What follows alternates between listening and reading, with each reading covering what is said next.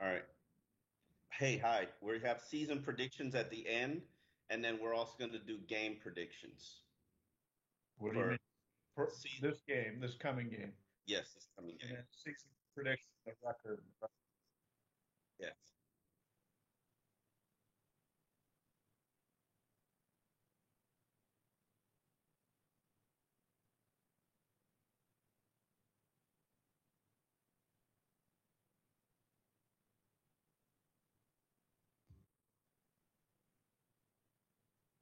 Yes, we're ready to go. Ready? Let's kick it off.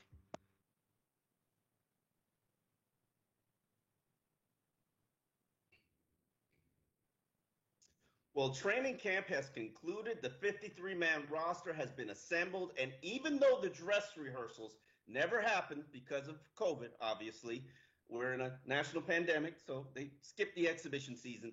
The NFL is at the doorsteps of kicking off the 2020 season. It's going to happen Thursday, Dave. Kickoff game, and the Dolphins play their season opener in Foxborough on Sunday.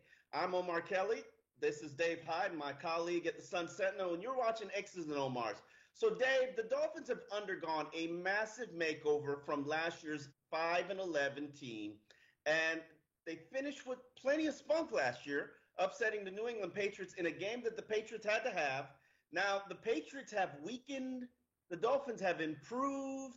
South Florida has a new savior in Tua Tagovailoa.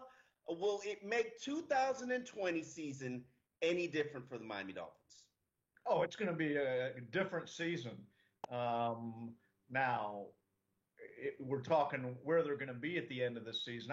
I'm more fascinated by this mix of high expensive free agents and rookies and how they're going to blend these two together for a winning product. Because we learned last year Brian Flores doesn't care about he cares about winning on Sunday. Okay, we learned that last year, and so it'll be nice to see progress among the rookies, but they're only going to be in there if they can help them win. So I'm, when you draft 11 rookies, when this rookie class and the next rookie class are the linchpin, the centerpiece of where you're going.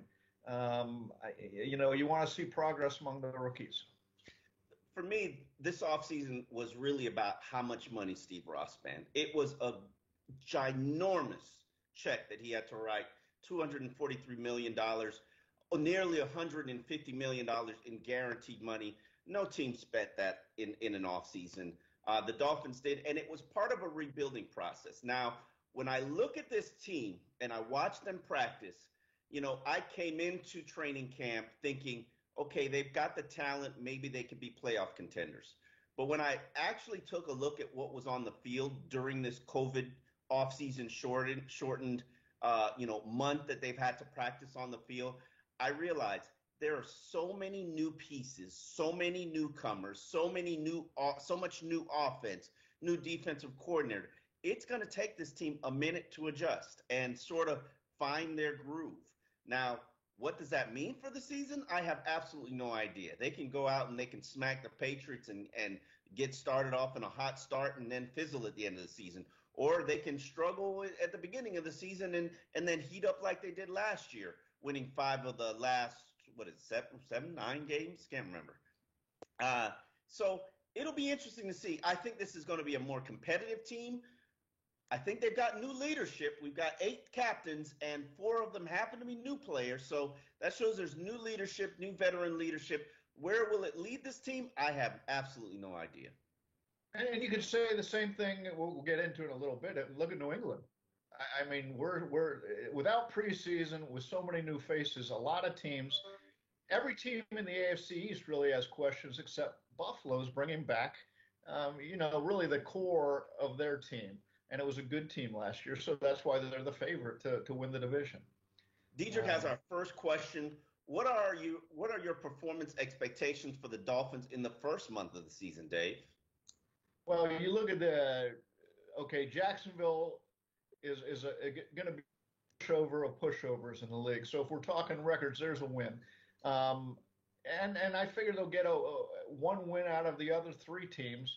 Um, so 2-2, it would be a nice start considering, as you mentioned and went through all the changes. Their offensive line, we don't even know what they got there. They got a lot of draft picks. They brought in some veterans. It's going to take a little bit for them to get their feet under them and to play together. So I think 2-2 would be a nice start for them. I agree with you. 2-2 is an excellent start. And in fact, I'm going to say something that I would have probably never thought or said until this week when I took a thorough look at the Patriots depth chart. They're not very good. They don't have much talent. Yeah, if Cam Newton's got to wear his cape like he has the last decade, otherwise they're not a very good team. I think the Patriots are the second winnable game outside of Jacksonville. Buffalo, you know that they're a ferocious opponent, but that game is here in Miami, so you never know if the Bills will wilt to the heat and humidity. And then the Seahawks, I happen to pick them to be my Super Bowl contending team. I think the continuity that they have carrying into this season is going to benefit that squad. And I like teams that have continuity coming into this year because, as you know, they've had a month to prepare for the season. All right, Herbert GM 76 has a good one, Omar. What amazes us more? No players claimed off the waiver wire or no undrafted free agents making the 53-man roster. I am honestly shocked that no undrafted rookie has made the 53-man roster. This is a streak that has gone back to the 2007 season where an undrafted rookie has made the 53-man roster. The Nick Needhams, the Preston Williams, the Patrick Laird, the Shaq Calhouns, going back to Devon Bess. Last year, I would argue that two undrafted rookies outperformed everybody that they drafted in terms of Preston Williams and Nick Needham. So it shocked me a little bit that nobody really stepped to the forefront and earned that roster spot. Now, a lot of them are on the practice squad, so I'm sure they're going to get an opportunity to get the call up, but that pretty much surprised me. But don't you think part of that, Omar, was this huge rookie class to begin with? I mean, it's going to be roughly 25% of the roster is going to be rookies already. And so, somebody would have to really done a Preston Williams or something like that in this camp. And the other part is you're not getting a chance to see a lot of these rookies. That's true. You saw Preston Williams in preseason games. You saw him get a extended look in the offseason last year. And so a lot of the chance these guys had to make the team was cut down because of obviously the pandemic and the NFL's practice schedule and no preseason.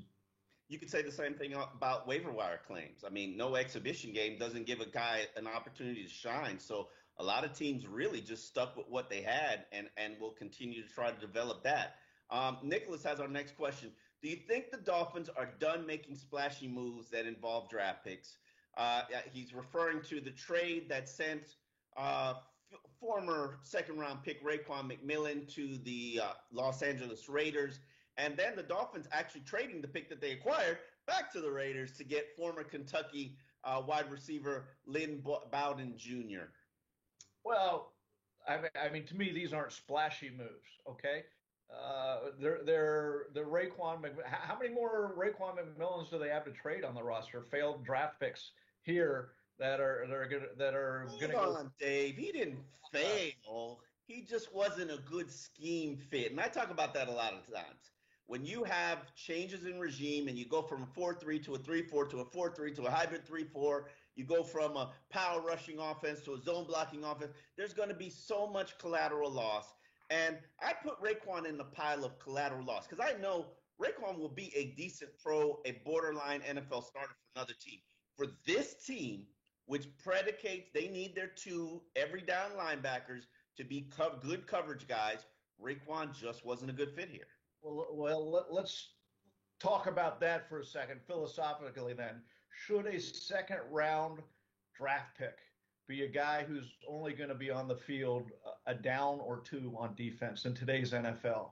And philosophically, that never made much sense to me. He is a run stopper, short yardage guy, and he graded out well by the end of last year. Absolutely, he graded out well. It took a while for him to get into his third year. First year he's hurt completely, so wipe that out. But philosophically, you look at why did they take him that early? I never understood that one, to be honest with you. He was a Chris Greer guy, Chris Greer pick, and he has all the makeups that you need to be a productive NFL player, probably more in a 3-4 scheme than in a 4-3 scheme or in a hybrid scheme like the Dolphins are running. But the one that interests me is the Lynn Bowden Jr. Trade. He's a third. How often do teams give up on their third round pick uh, at right after training camp? I mean, yeah, they traded him for a pretty nice penny. They got back their fourth round pick, but I mean, this is a talented guy. I was so curious on what the Dolphins found intriguing about him. I went back and looked at his college film in Kentucky, and the one thing I could tell you, even though he played 16,000 positions, he had a knack for making the first defender miss. Like the first defender never took him down.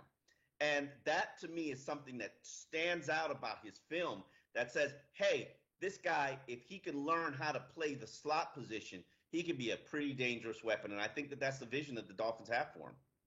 Yeah, versatility. Look around the league. The merging stars in the world today they can play a lot of different positions. Okay, and then this feeds into what the next question. Evan Morris wants to know, how do you think the Bowden trade affects Malcolm Perry?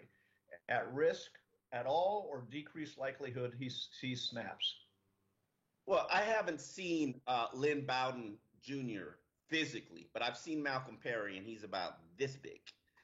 He's in that Jakeem Grant realm of too small to really make an impact for 16 games because I fear that they're going to get hurt. Every hit, and I say this all the time. Even though Jakeem doesn't think I like him, which I don't. I don't think he's meant to play 16 games. He's meant to be a gadget player because every hit on Jakeem looks like it's a career-ending hit.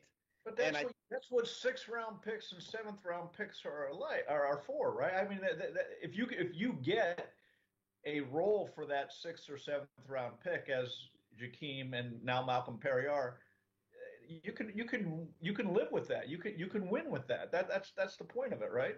Yeah, definitely. I think when you look at this offense right now and look at what Changeli has done throughout his career in terms of the spread offense and the fundamentals of the spread, I think you can see a 3-play per game package for Malcolm Perry, a 3-play per game package for Lynn Bowden, a 3-play per game package for Jakeem Grant. And altogether, and you put them on the field for sort of decoy setting up those 3 plays. But altogether, I think that you can have potentially 5 impact plays from the trio. Now the question is, can they contribute in other ways? Well, we know Jakeem can contribute on special teams because he's scored 4 touchdowns in his career as a return specialist. Now, what can Malcolm Perry do? What can Lynn Bowden Jr. do? And both of them have backgrounds as quarterbacks. So, it adds a little scare element that teams are going to have to prepare for. All right, Omar, the Miami Dolphins announced that Ryan Fitzpatrick is this team's starting quarterback. Surprise, surprise, Dave. That was a shocker that they held out that long to announce it. He was head and shoulder better than his competition during training camp, and there was a noticeable drop-off in the offense when Fitzpatrick wasn't behind center. How long can Miami expect this 16-year veteran, turns 38 this year, Omar, to remain this team's starter? And what bar should we set for him to keep the job? I'm not going to be an ageist and continue to bring up the fact that he turns 38 this year. Dave just always throws out the age on Ryan Fitzpatrick. Now, do I believe that he's going to start all 16 games? Absolutely not. I don't think so, whether it's injury, arm physically wearing down, or just Tua closing ground on him. I think the over-under on Fitzpatrick starts for this season is probably at about 9. I think we're going to see Tua Tagovailoa start games this season, probably in November realm. I'd be more comfortable if it's around like mid-November, just giving him a full year to have that hip procedure heal. But it's going to be interesting to see what happens this season. I think Fitz gets to keep the job if they're in the playoff contention. Well, I was going to say, when you ask what bar for him to keep the job, it's winning. I mean, the numbers, all that, forget that. As long as the Dolphins are contending or will contend or have the vision to contend for a playoff spot, and Fitzpatrick is playing decently, he'll be in there. If they go down a couple games or Fitzpatrick has won any. And look across his career, those 4 interception games. If he has a couple of those, then you're going to be looking to the bullpen for Tua. Because I mean, let's be honest, you draft Tua, the idea is he is better than Fitzpatrick, and by the middle of his first year, that should become obvious. Okay. The idea is that he's going to learn from Fitzpatrick. He's going to grow. You don't have to throw a rookie in and make them start right away. I am fundamentally. He's not being thrown in and starting right away. I agree with you. I know, but everybody has this perception that if he doesn't start right away, he's a bust. Look at Patrick Mahomes. Look at Lamar Jackson. Neither of those quarterbacks, who are arguably the top 2 quarterbacks in the NFL, neither of them started right away. Yeah, well, Patrick Mahomes was playing, and let's play this out. Patrick Mahomes was playing behind Alex Smith, who was having a Pro Bowl year and taking Kansas City to the playoffs. And Lamar Jackson didn't start right away, but when who's the guy in Denver now? Joe Flacco was the starter. When Flacco faltered in Lamar Jackson's rookie year, they brought in Lamar Jackson.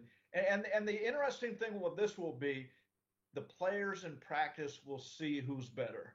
Okay. And for instance, in Baltimore, they saw Lamar Jackson, what he could do in practice. And they said, we got to get the players talking amongst themselves, and obviously the coaches too, but the players realized Lamar Jackson can help them win games. And if that's, the behind the scenes, we're not going to see Tua practice much once the year starts, and it's starting right now. But if he's that much better than Fitzpatrick in the playoffs, and there's some faltering in the play, then that would set the stage for a change. To me, it's about how quickly can he learn this offense, and I think you got 2 months. You give him 2 months, I think he'll be closing the gap on Ryan Fitzpatrick, who's started for 5 years in Chan Gailey's offense. Let's be real about that. And I think Ryan Fitzpatrick is really a pseudo coach on this team. He's coaching up everybody, including some of the coaches. This is a good one here, Dave, because, the last time we did an X's and Omar, I made the bold prediction after watching 1 week of practice that, hey, Josh Rosen could challenge for the starting spot.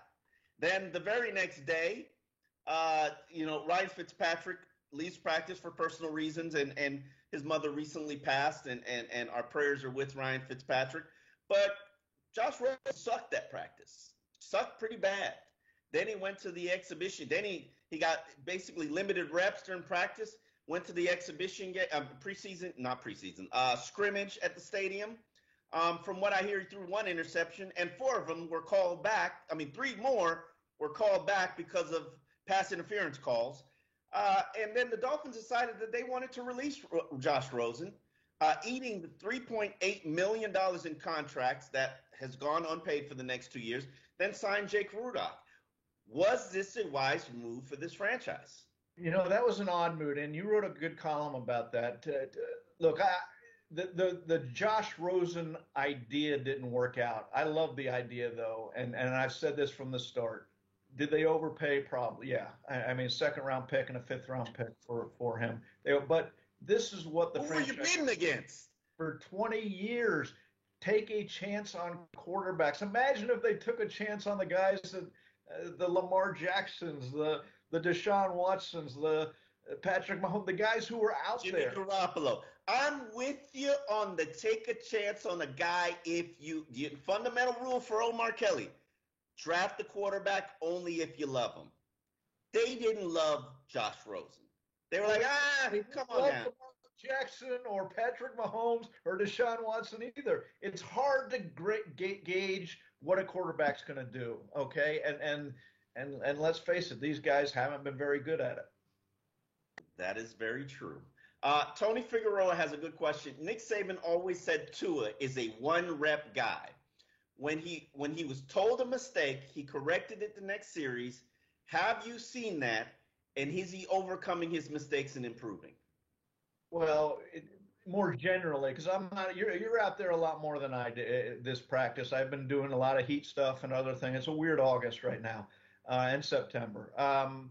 But I'll say from the first time I saw Tua, which was the end of his first week, and you could tell his head was spinning out there, and he really wasn't competing. He wasn't making the type of throws you just wanted to see one or two flashes of who he was. You didn't really. He wasn't working with much either. He wasn't working with much either. Okay.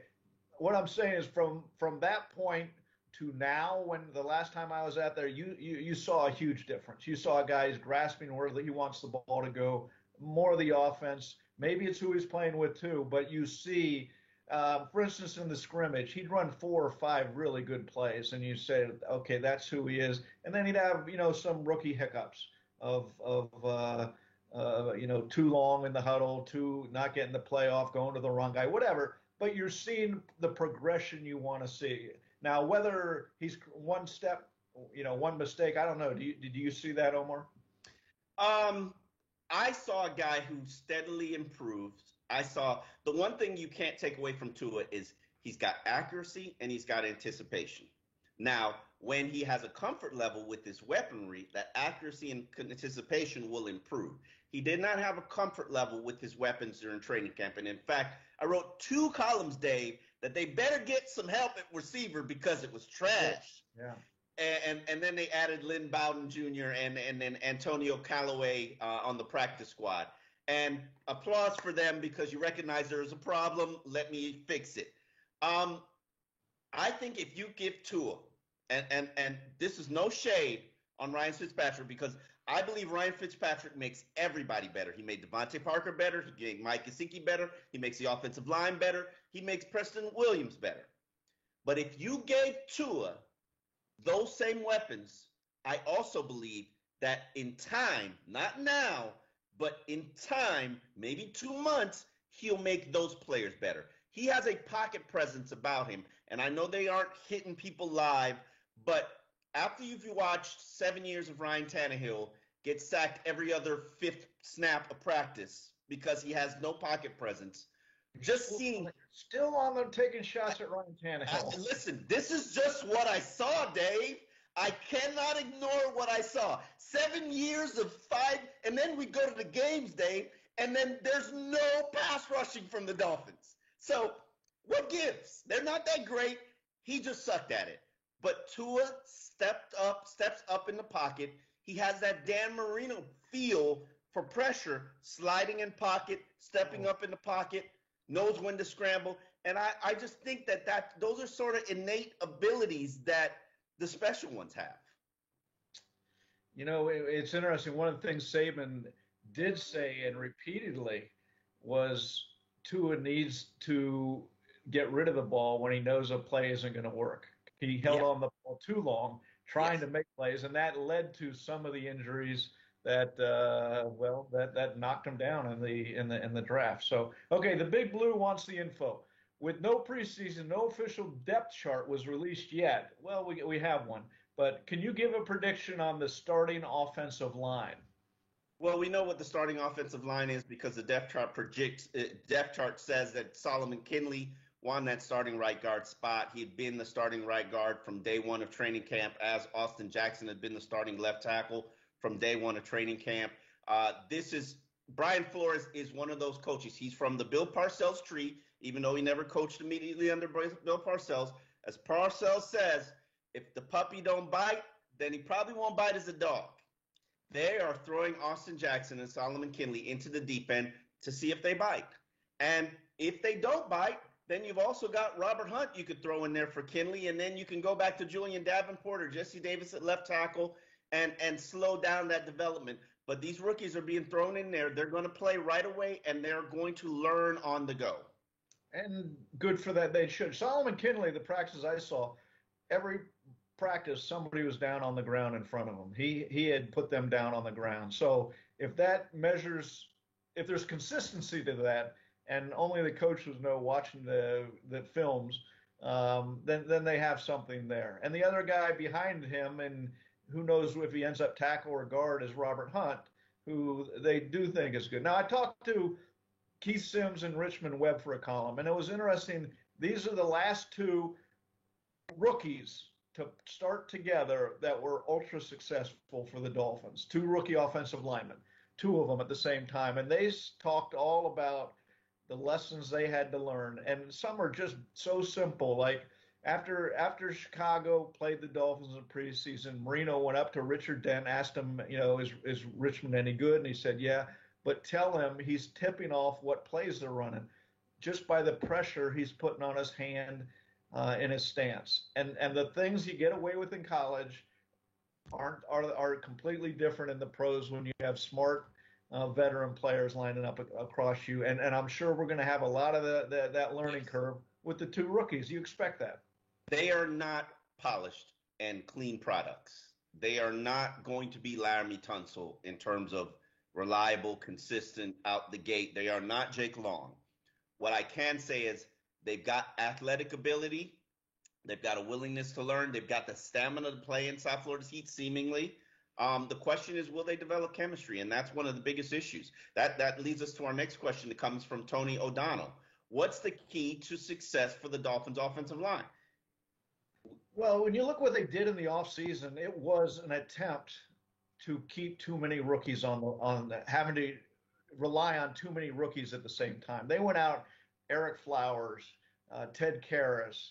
They kept some of the guys they had, the veterans who were marginal last year at best, just for the hope and the idea that we don't want to have to start three rookies early in the year, and maybe they get to that. But so to me, the key to the success really is the depth, and you look at no team is going to be in great condition to play 60 snaps, 60 to 70 in the few weeks. So you go up to New England, and then you come down here in the heat, and you really need to be able to mix and match your offensive line. And here we are. This offensive line hadn't even played together at all, and we're talking of mixing and matching talent. So to me, that's going to be the measure of can they get out of this first month well, as how well this offensive line not only plays together, but how deep they can go to, because nobody's going to be able to play a complete game. Yeah, to me, it's about chemistry. That unit has consistently struggled with injuries every year I've covered this team. I think there's only been one, I believe it was 2009, where they had the starting offensive line for 14 of 16 games. Injuries are a factor. Continuity is important and helps you address those injuries. And I think, to me, like I wrote a off-season highs and lows in my off-season, not off-season, but training camp superlatives. And the question I always ask myself, who is the most indispensable player? Like, what one player cannot get hurt and this team will continue to win? And to me, the most indispensable player was Jesse Davis. And it's Jesse Davis because no matter who goes down, your left guard, your left tackle, your center, your right guard, Jesse Davis can go fill in that position and play at a relatively high level, in my opinion. And that, I don't think this Dolphins team has ever had that. If somebody goes down, if the left tackle goes down or the left guard goes down, Jesse Davis goes right in there, plugs it. And then Robert Hunt comes out at right tackle. If your center goes down, Jesse Davis goes right in there, plugs it. And to me, if there was one area that I've learned over the last decade about this Dolphins team will always be depleted by injuries, the offensive line. Somebody is going to go down for at least 5 games. And it's the weakest link that's going to be consistently attacked by teams like the Patriots. So who is that weakest link going to be? Right now, if something happens to anybody on the line, Jesse Davis goes in there and Robert Hunt comes in, and he's going to be the weakest link. So he's a second-round pick. He shouldn't be a weak link. So I think that's improvement, and that should help this team. Yeah, it's an interesting question. Who's the the one guy they can't lose? And the one that comes to mind, me, and it's where they're almost deepest is Xavier Howard. Well, they played without him for a lot. Just because of how they're going to have to shuffle things, especially early in the year, putting somebody in a position. Now, you can cover for that, obviously, rolling coverage and double coverage and all that stuff. But for what they want to do on defense, they need both those cornerbacks to be healthy. And they need Byron Jones to be good. Uh, True. yeah, it wasn't good this preseason, this training camp. Uh, Here's a secret, Dave. The New England Patriots aren't as scary as they've been in the past 2 decades. No Tom Brady, no Rob Gronkowski, no Patrick Chung. Hell, no Kyle Van Noy. No, eight starters are gone from last year. 8. That's a lot. Is New England coming back to the pack in the AFC East, Dave? I so scarred, Omar. I'm looking at it. I'm looking at the scars all over my body from New England. This year, yeah, look. They're never gonna come all the way back as far as people think. With Belichick there, I'm fascinated to see what Cam Newton does with minimal help. The receiving core is bad in New England. They have a very offensive line, though, if it stays healthy. And so I'm interested to see what Belichick does with that because, look, the way to attack the Dolphins is simple. Run a power game at them. See if they can stop it. They couldn't last year. Now, with all these changes and all that, are they suspect up the middle? I don't know. What does Raekwon Davis do? What does the new linebacking core do? I need to see that. But the scars, Omar. The scars. I can't talk. What is it? Pavlov's dog, where it's like a bell, and you whistle it or ring it, and it's we've been traumatized for 2 decades. No question about it. However, they're not very scary anymore. If I always assess a roster, I look at it and I say, of their starters, how many of them would I want over what the Dolphins have? And let's keep in mind, Dolphins are 8-18. And I looked at the Patriots roster yesterday, and there are 5 starters that I'd prefer over Miami starters. That's 5 out of 22 positions. Well, and I was like, the Dolphins went out and bought several of them to come here already. That's true. Patriots are rebuilding, though, Dave. People don't want to say it, but they're rebuilding. Now, their rebuilding might be 7-9, but they're still rebuilding. Right. So it'll be interesting. Cam Newton is healthy again, or at least supposed to be healthy. He won the starting spot in New England. Should he still be feared as an NFL quarterback, Dave? You need to see him. I don't think anybody is fearing the way he went out the last couple of years because of injuries. Okay, now, 2015 was a long time ago by the NFL dog years when he was Superman, okay, in Carolina. If he can get close to that. And, Belichick and him are having a love fest right now, okay? One talks about how much he loves the other one, and then the other one gets on and says the same thing. And so now they haven't played a game. So you need to say, I'm curious what the exit interviews will be like when Cam leaves New England, whenever that is. But I think it was a great gamble by Belichick, a great to see what you could do. I'm curious to see low risk.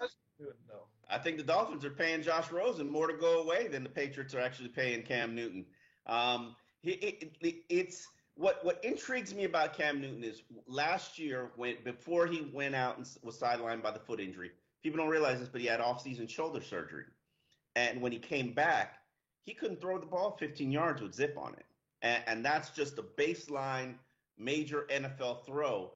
And that was what was leading to a lot of his problems. Maybe because he couldn't put his foot into it. I don't know. Now, of some pictures that I've seen the arm back video that I've seen the arm back. The question is, can it be consistent for 16 games? Also, this is important.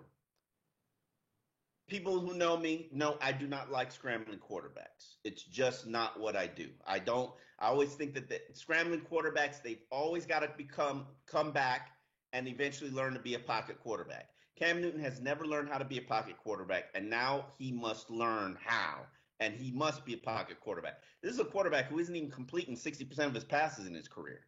So this is going to be an evolution of his game, much like Randall Cunningham had to have his game evolve when he eventually started, and he did for the Minnesota Vikings. Michael Vick had to have his game evolve when he was starting for the Philadelphia Eagles. Can Cam Newton's game evolve? I don't know. Yeah, but there's difference. I thought a couple of his years he was more of a pocket quarterback. Now he ran, but there's a difference between a guy who can run. Patrick Mahomes can run, but he is a pocket quarterback. So I love the guy who can run. And now Cam's 31. He's had a lot of injuries. Does he want to run? I mean, I'm sure we'll have to see that too.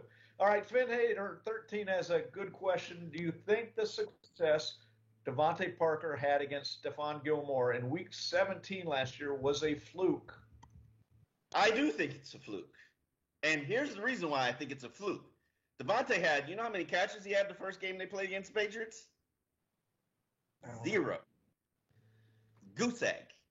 And I'm not saying that Gilmore shut him down the whole game. There's a lot. The Dolphins weren't very good at the beginning of the season. Let's be honest about it. I think it's going to be somewhere in the middle. I think, does Devontae Parker have the talent to take on Stephon Gilmore? Absolutely. He's got to be healthy. Right now, he's not healthy. We all know Devontae is talented when he's healthy and he's not dealing with an injury. Well, unfortunately, right now, he's dealing with an injury.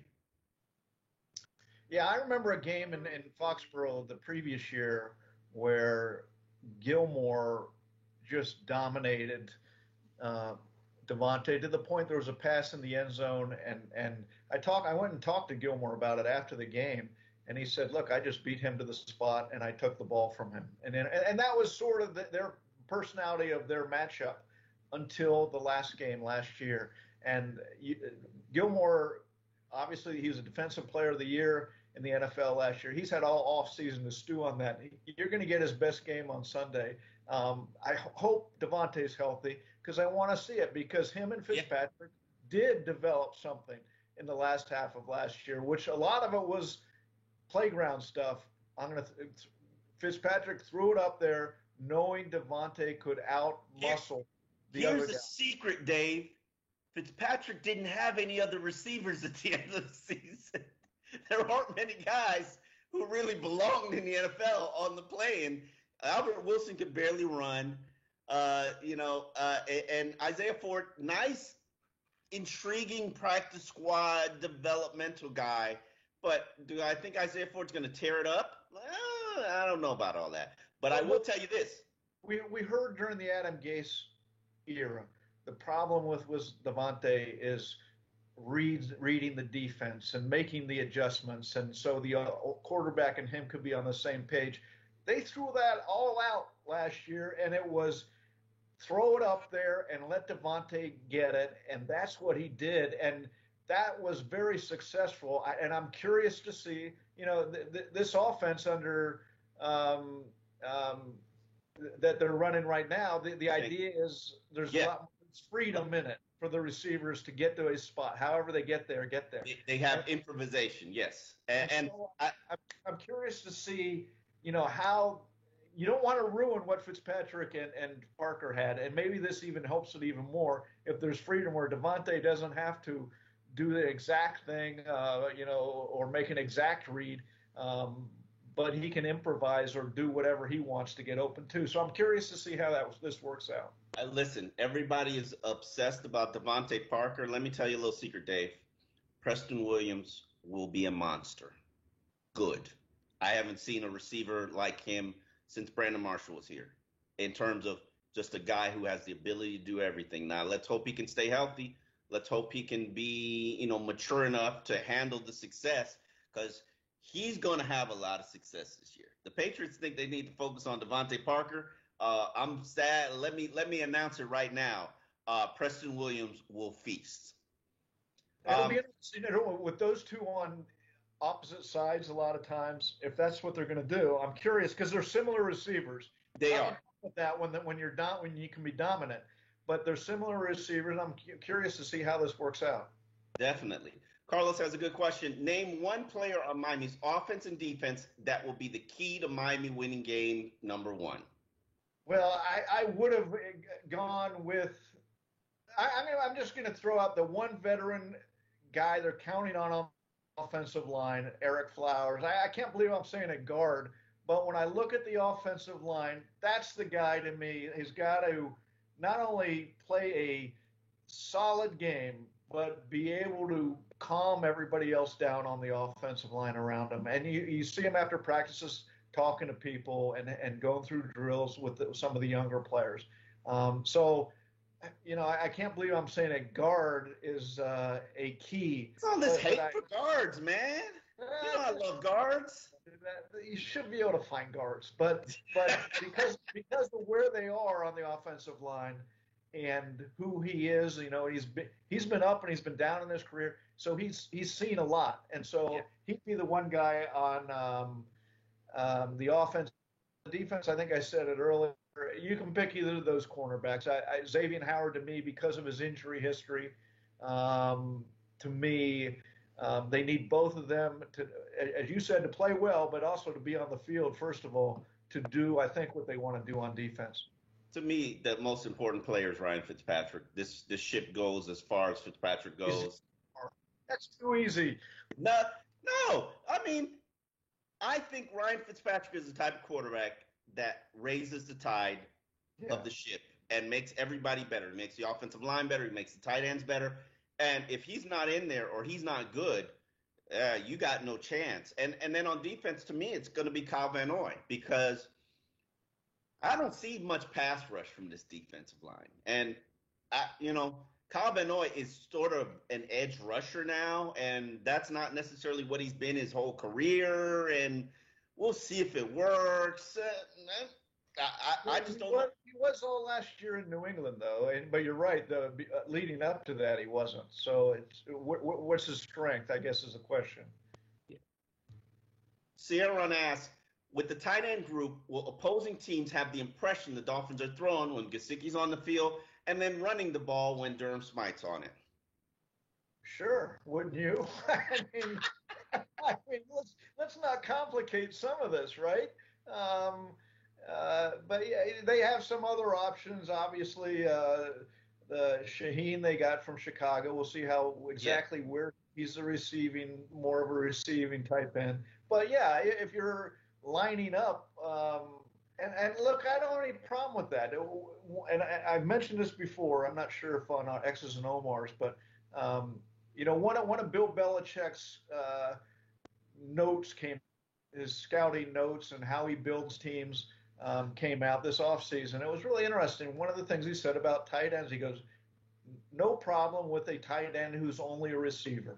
Okay, make him just be a get-in-the-way blocker, but you can win with a tight end who's only a receiver. And that defines Mike Gesicki, and that defines his role on this team. And yeah, when Durham Smythe's in there, he'll more often than not be blocking.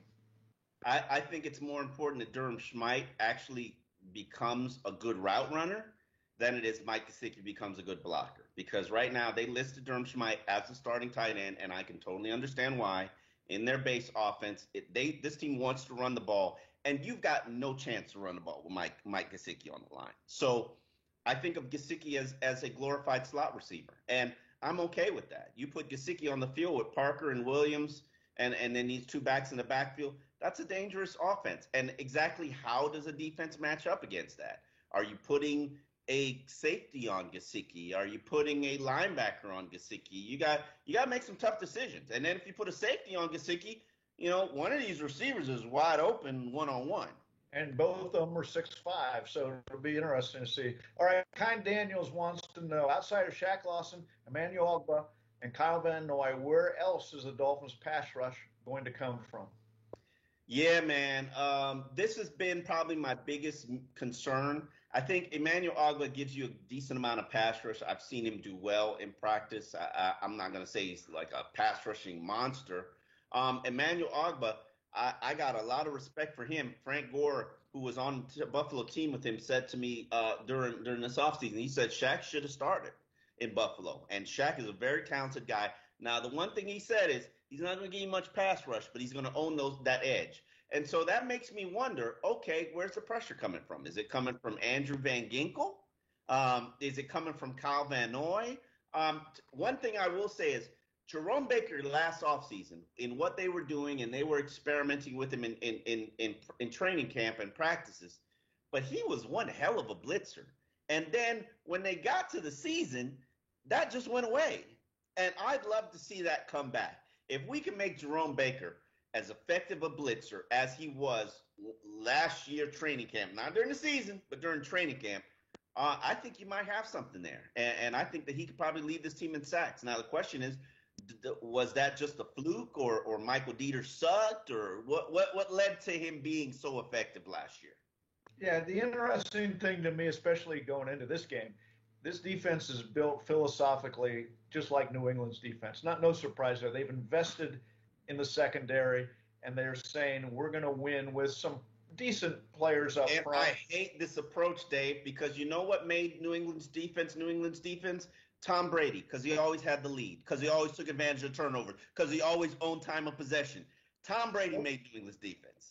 And the other thing about it, but look, Belichick's made it work. They were the number one defense. I get your point. Tom Brady wasn't great last year there, but Philadelphia, San Francisco have won by building dominant defensive lines. So it's almost, another way to philosophically think you're going to win in the NFL. So but in week one, they're almost mirror of the idea. All right, Dave, it's time for season predictions. First, I'm going to get your prediction for the New England Patriots game on Sunday. Dolphins traveling up there to Foxborough. What's your prediction for the game? I'm going out on the edge of optimism for the Dolphins, Omar. I'm predicting a Dolphin win 24-20. You know, interestingly enough, I'm actually going to predict the Dolphins' victory as well, 20-17. Honestly, when I went through New England's depth chart, like they've got 5, maybe 6 good players on their team. And I give coaching a lot of credit. I know Bill Belichick's one hell of a coach, but I give Tom Brady most of the credit for that dynasty that they built over 2 decades. And Tom Brady's not there anymore. Yeah, I just think you make so many changes, and both these teams have made so many changes. It's really hard to get a handle of how they're going to start out the year. And so I'm just thinking with Fitzpatrick there for the Dolphins, there's some consistency, and a guy who, he can lift them to a point, I think, and that'll carry the day in game one. And then the defense, the Dolphins should have a better defense. Season predictions, Dave. I'll go first. I'm going to go with the 7-9 season. And the reason I'm going to go with the 7-9 season is because I see improvements on the roster, but I think it's going to take this team a minute to gel. I think they're going to be just like last year, not getting blown out 59 whatever in the season opener and then 60 against the Patriots. I think they're probably going to use the first 2 months to sort of figure out what they are. They're going to do what the Patriots always did. They use the first month of the season to figure out what they are and then build off it. And then I think they're going to have a strong second half of the season. But in the first half, you might see a few stinkers.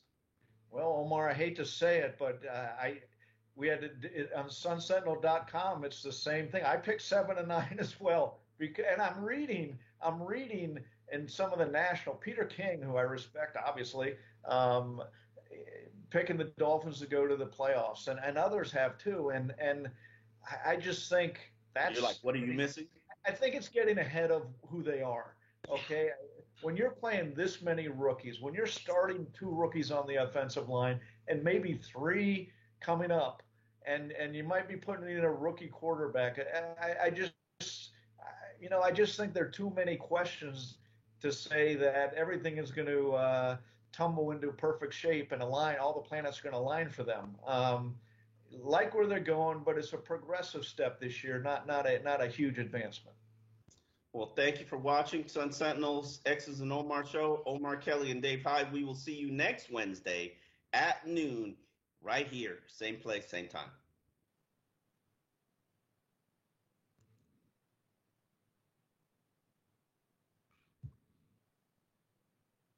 Ooh.